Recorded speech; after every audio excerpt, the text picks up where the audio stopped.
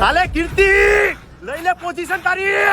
તું કોનો વિરોધ કરે છે? ખજૂરભાઈ નો. હે અરે ખજૂરભાઈ તો અમે છે ને ભગવાન માનીએ અને આખા ગુજરાતમાં એને ભગવાન માને છે. તમારું શું કેવું?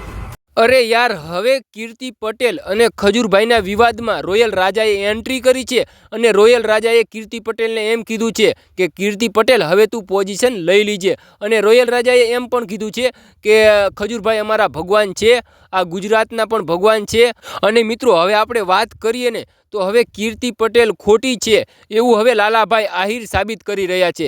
કેમ કે હવે બે જગ્યાએ કીર્તિ પટેલ ખોટી છે એવું હવે લાલાભાઈ આહિરે સાબિત કરી બતાવ્યું છે. અને મિત્રો લાલાભાઈ આહિરના તમે વિડીયો જોવો પછી તમને ખબર પડવાની છે. અને મિત્રો હવે કીર્તિ પટેલને પણ ઘણા બધા લોકો સપોર્ટ કરી રહ્યા છે. ઇન્સ્ટાગ્રામની અંદર હવે કીર્તિ પટેલને સ્ટોરી મેન્શન કરે છે અને અંદર લખે છે કે કીર્તિ પટેલ અમારો તને પૂરેપૂરો સપોર્ટ છે, તું સાચી છે, એવું બધું સ્ટોરીમાં લખે છે લોકો અને કીર્તિ પટેલને મેન્શન કરે છે.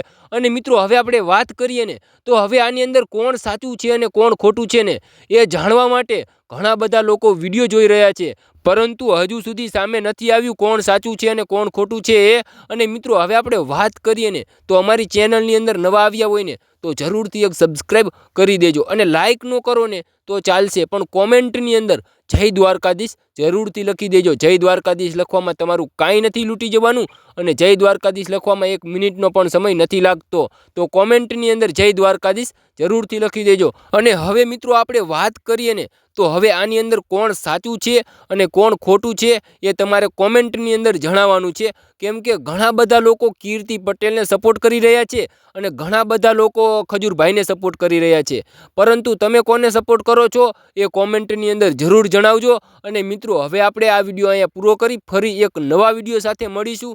ત્યાં સુધી બધાને જય દ્વારકાધીશ.